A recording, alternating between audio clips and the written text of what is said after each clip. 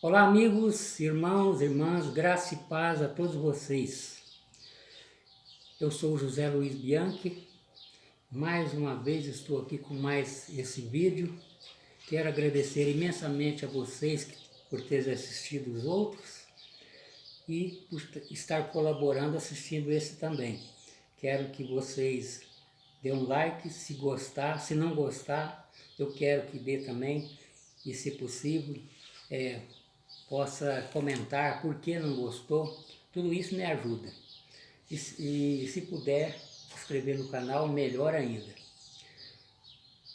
Nós vamos dar continuidade aqui no tema Questões sobre a Lei. Hoje é Questões sobre a Lei, parte 3, porque já fizemos uma e a duas, né? E o título de hoje é Enganos sobre a Lei e a Graça. E o texto polêmico é Romanos 6,14, que eu já vou ler aqui para vocês. Romanos 6,14. Diz assim: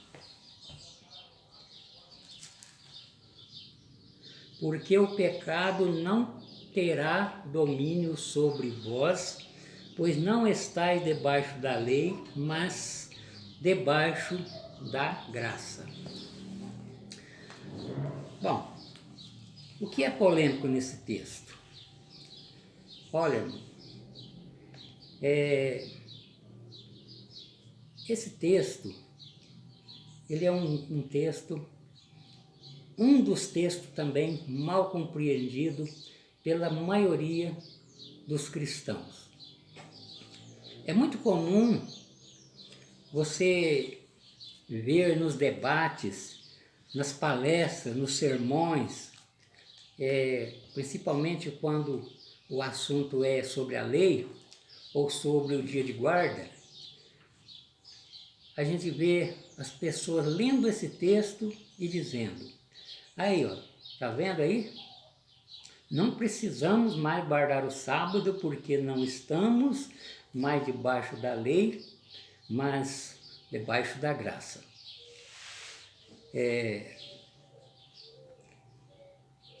Com essa declaração, a gente pode captar três grandes enganos na mente dessas pessoas. O primeiro engano é ela pensar que a lei pelo qual o texto está dizendo que o pecador estava debaixo era a lei dos 10 mandamentos. Esse é o primeiro engano. O segundo engano é ela pensar que estar debaixo da lei era apenas estar sob o compromisso de cumprir a lei dos 10 mandamentos. E o terceiro engano é pensar que, estando debaixo da graça, está livre de qualquer compromisso com a lei de Deus. E é sobre esses três enganos que nós vamos falar agora. O primeiro engano que eu disse agora há pouco, que é pensar, ter na mente que aquela lei em que o pecador vivia debaixo lá no Velho Testamento, que a Bíblia diz estava debaixo da lei, era a lei dos 10 mandamentos. Isso é um grande engano. Eu estou dizendo engano para não falar que as pessoas estão erradas, porque muitas vezes, eu quero esclarecer isso aqui, que às vezes as pessoas estão ensinando isso errado, mas de boa intenção, na intenção de ajudar. Estão ensinando errado porque foram ensinadas, estão enganadas, foram enganadas, é isso que eu quero dizer. E eu também não sou contra a religião de ninguém, a crença de ninguém. Não estou aqui para ensinar também, eu estou aqui apenas para esclarecer aquilo que eu aprendi sobre o assunto, tá ok? Vamos ler em Colossenses 2,14, que diz assim: havendo riscado a cédula que era contra nós nas suas ordenanças, a qual de alguma maneira nos era contrária, e a tirou do meio de nós, cravando na cruz. O que esse versículo está dizendo aqui? Que uma lei foi cravada na cruz, foi retirada, né? E lá no Calvário essa lei aqui foi eliminada. E está dizendo, só que tem uma coisa muito importante aqui que nós temos que analisar. Será que está falando da lei dos 10 mandamentos aqui? Veja bem, eu vou ler de novo. Havendo riscado a cédula que era contra nós nas suas ordenanças. Certamente é essa lei aqui que eles estavam debaixo. Era debaixo dessa lei que eles viviam. Mas essa lei aqui está dizendo que era riscada a cédula que era contra nós nas suas ordenanças. Está dizendo aqui que era uma lei que tinha coisas escritas contra o pecador, na qual, de alguma maneira, era contrário a nós, era contra nós. Tirou do meio de nós, cravando na cruz. Aí eu pergunto a vocês, os 10 mandamentos têm alguma coisa contra o pecador ou a favor? Por exemplo, quando Deus diz que não pode ter outros deuses, é contra o pecador ou é a favor? Quando diz que ele tem que honrar o pai e a mãe dele, é contra ele ou é a favor? Quando diz que ele não tem o direito de matar, quando ele diz que ele não tem o direito de furtar, roubar, de prostituir, de levantar falso testemunho, isso é contra o pecador ou é a favor? Claro, meu irmão, é tudo a favor. Tudo que foi escrito nos 10 mandamentos é a favor do pecador. Não é nada para castigar o pecador. Tudo isso são conselhos para que ele não caia debaixo da lei. Eram instruções para eles não caírem em pecado. Entenderam? Então, esse primeiro engano já foi esclarecido. Não era a lei dos 10 mandamentos. Porque os 10 mandamentos não tem nada contra o pecador, sempre a favor e nunca contra. Agora,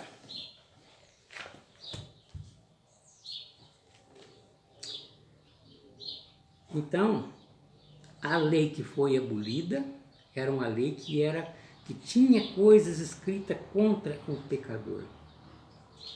A lei dos 10 mandamentos foi sempre a favor do pecador.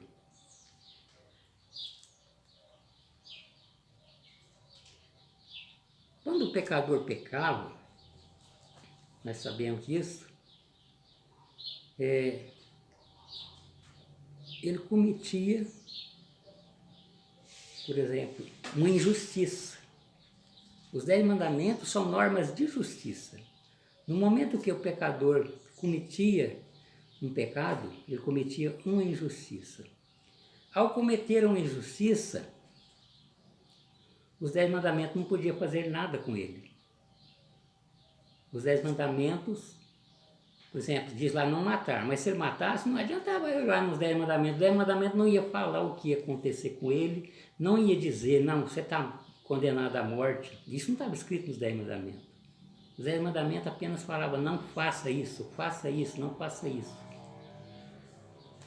Mas não justificava ninguém. Aí a justiça era outra lei. Isso temos que entender. Existia a lei dos 10 mandamentos, mas existia uma lei que chamava justiça pelas obras da lei. Mas essa justiça era na lei de Moisés. E era lá na lei de Moisés que o pecador ia ver se ele se justificava ali, matando o cordeiro, né? Fazendo sacrifícios. Mas muitas vezes Ele tinha que passar por penas de açoite, por castigo. Ele tinha que ser castigado, fazer conforme o pecado dele. Existe lá no Velho Testamento, escrito na lei de Moisés, que tinha que passar por 40 chibatadas, né, que era a pena de açoite. Às vezes, conforme o pecado dele, ele já era condenado a enforcamento ou a morte por apedrejamento. Entenderam, irmão? Essa lei tinha escrito contra o pecador ou não? Na lei de Moisés tinha o que está lá em Colossenses 2,14, que havendo riscado a cédula contra nós, tinha alguma coisa contra o pecador lá na lei do Moisés ou não?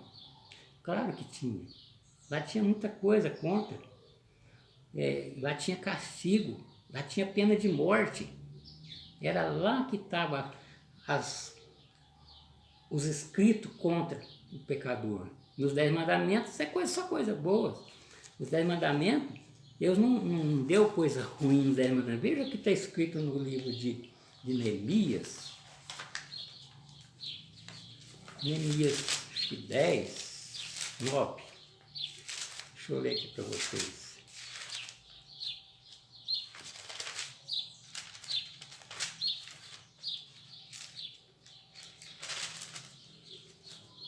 Nove 13, veja aqui.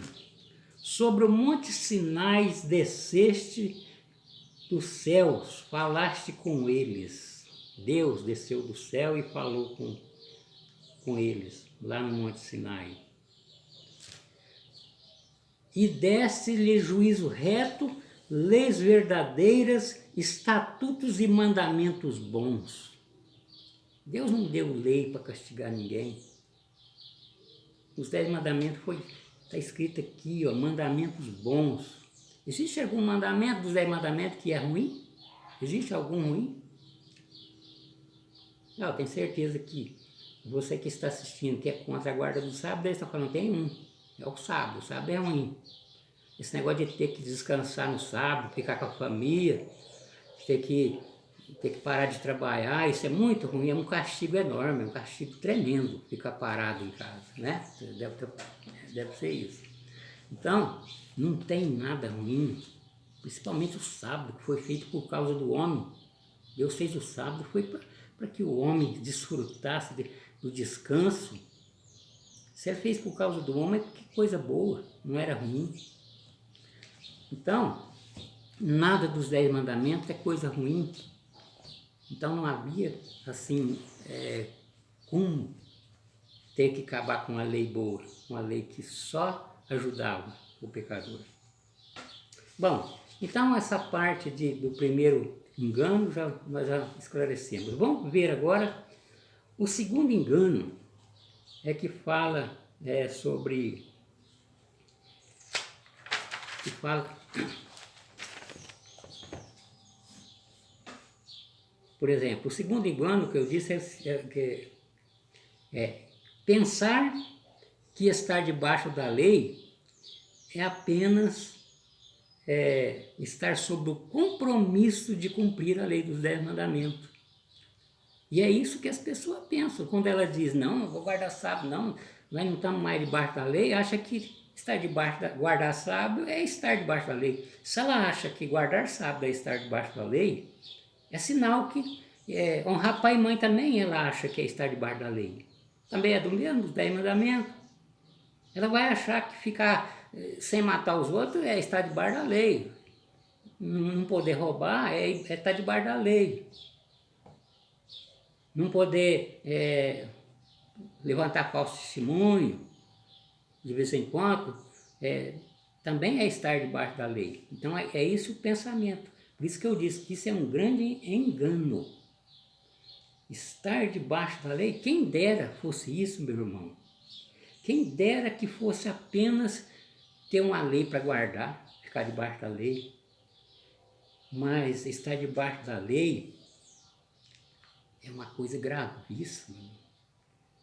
Estar debaixo da lei era estar condenado pelo pecado. Estar debaixo da lei era estar devendo Para a lei, o salário do pecado, que é a morte, era uma dívida com a lei. Isso era estar debaixo da lei. Estar debaixo da lei era estar condenado à morte. E a lei dos 10 mandamentos não tinha culpa de nada. Só caía debaixo da lei quem transgredia os 10 mandamentos. Se as pessoas não transgredissem os 10 mandamentos, ela nunca ia estar debaixo de lei, da lei. E lá, debaixo da lei, era uma lei de justiça. É aquilo que nós falamos agora há pouco. Era estar condenado pela justiça. A pessoa, ela transgredia os 10 mandamentos, ela caía para a lei de justiça, que era lá na lei de Moisés. Era lá que ela tinha que dar conta dos seus pecados. E lá era comandado por homens. A lei era divina. Se você saiu fora da lei divina, lá agora eram homens que iam cuidar dos seus pecados. Era eles que iam julgar se você ia morrer apedrejado ou se você ia ser justificado. Então, e foi essa lei que Cristo aboliu na cruz. Foi essa lei que Cristo tirou o pecador debaixo dela. Não foi tirando uma lei de cima deles e jogando fora. Não. Isso não pagaria a dívida. O que pagaria a dívida, o que aliviava o pecador, não era tirar a lei de cima dele, era pagar a dívida dele. Porque era uma dívida impossível, custava a morte do pecador. E foi isso que Cristo fez, tirando o pecador debaixo da lei. Foi pagando a dívida que ele tinha com a lei. Ele pagou com preço de sangue e tirou o pecador debaixo da lei. E ali acabou a lei de justiça, que era pela lei. E a justiça passou a ser pela fé. A justiça que era pela lei passou a ser agora uma pessoa. A justiça agora era o nosso próprio Salvador. Ele é a nossa justiça. Então, meu irmão, estar debaixo da lei não era ter uma lei para cumprir. Era o pecado. Era a maldição do pecado. Era coisa terrível. Já pensou estar condenado à morte porque pecou? Foi isso que Cristo tirou o pecador debaixo da lei. Entendeu? Então essa parte nós já vimos que era um grande engano. O terceiro engano é pensar que estando debaixo da graça, não temos mais compromisso com a lei de Deus. Você acha que agora que estando na graça nós podemos ter outros deuses? Estando na graça, nós podemos, por exemplo, qualquer um dos mandamentos, estando debaixo da graça, nós podemos adorar outros deuses, podemos tomar o nome dele em vão, debaixo da graça nós podemos. Nós não precisamos mais cuidar do nosso pai, da nossa mãe. Nós temos o direito de roubar alguma coisa na graça? Temos o direito de matar alguém? Temos o direito de mentir? De prostituir? Nada disso, nada do que está no 10 mandamentos nós temos o direito na graça. Se nós estivermos na graça, e não cumprindo esses princípios dos 10 mandamentos, nós estamos fora da graça. E se nós estivermos fora da graça, nós também não conseguiremos cumprir também essa lei. Então, a lei e a graça na salvação, ela caminha junto. Esse negócio de falar, não, agora eu estou debaixo da graça, não preciso de lei.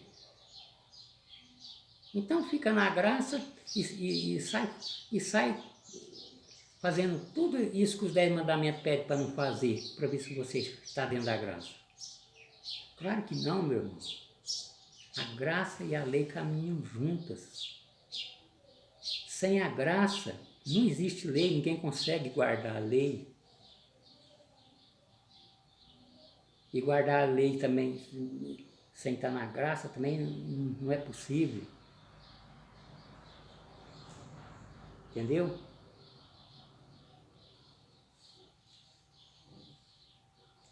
Então, o que nós vemos aí é que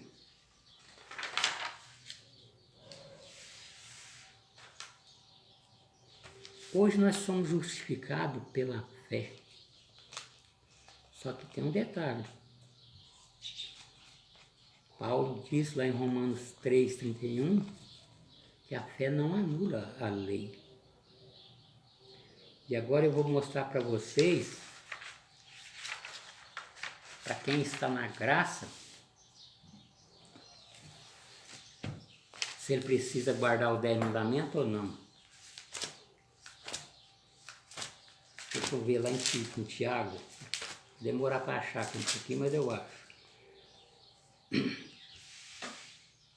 Antes de ler, eu vou ler uns textos aqui para mostrar para vocês para quem que é que o apóstolo Tiago está dizendo essa mensagem. Ele começa aqui, em Tiago 2,1, ele começa assim, meus irmãos. Ele começou dizendo, meus irmãos, no verso 1 do capítulo 2. No verso 5 do mesmo capítulo, ele diz assim, ouvi, meus amados irmãos.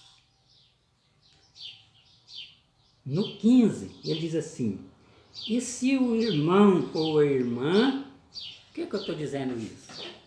Ele está chamando, a cada capítulo aqui, ele vem chamando as pessoas de irmãos. O que eu quero dizer com isso? Que ele estava dando uma mensagem para a igreja, ou seja, para quem já tinha aceitado a justificação pela fé e estava debaixo da graça. Para quem estava debaixo da graça. Veja o que ele diz. No versículo 10.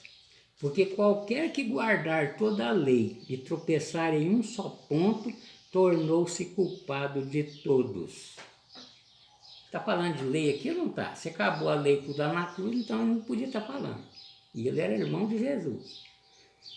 Então ele sabia o que tinha abolido ou não. Agora, que lei está dizendo aqui? Olha, poucos dias eu ouvi um pastor dizendo aqui que esse versículo 10 aqui está falando de 613 leis. Você já viu 613 leis aqui dentro desse versículo?